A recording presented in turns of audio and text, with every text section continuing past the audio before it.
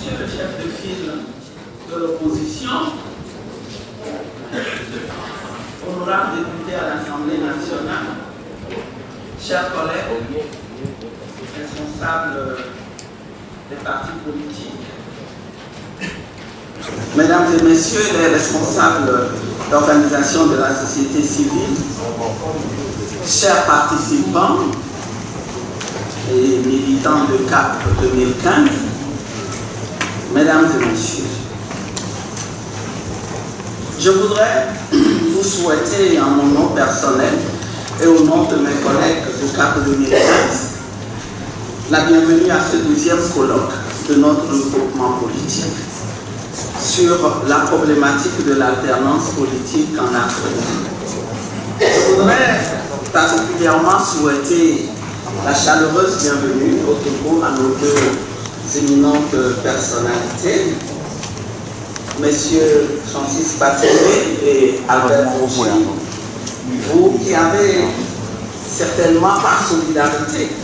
avec le peuple togolais en lutte pour la démocratie, fait des milliers de kilomètres pour partager avec nous vos réflexions et votre expertise.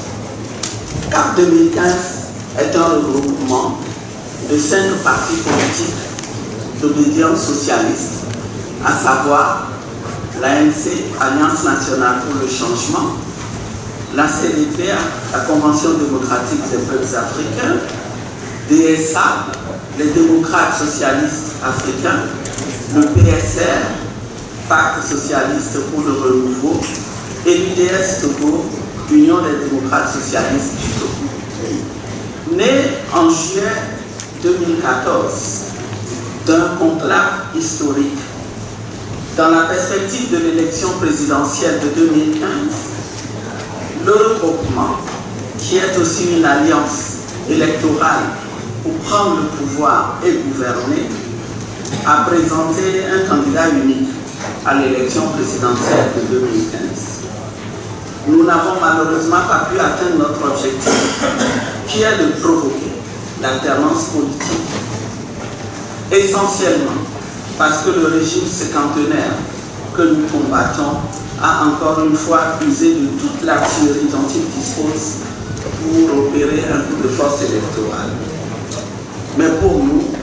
comme nous avons l'habitude de dire, pour nous, à CAP 2015, le combat continue.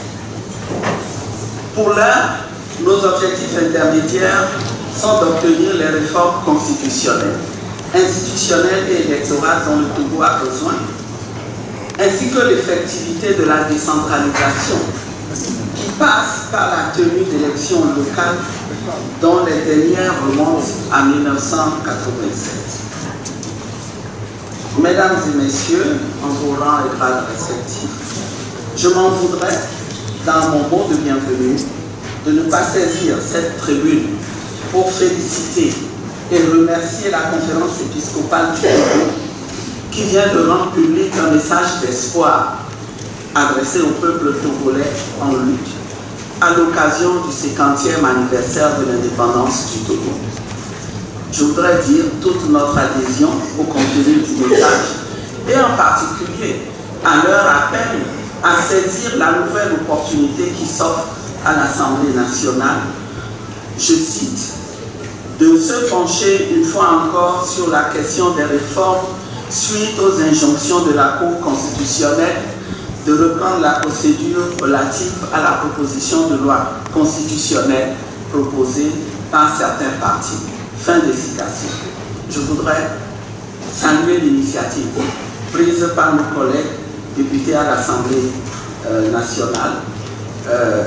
nos collègues de l'ANC, en saisissant la Cour constitutionnelle. Et je voudrais me réjouir aussi de ce que cette institution ait dit le droit dans le cas précis de cette saisine et suggérer, pour terminer, que nos réflexions au cours du présent colloque portent également sur les stratégies à mettre en œuvre pour saisir l'opportunité qui s'offre à nous pour réaliser les réformes auxquelles aspirent profondément les Togolais.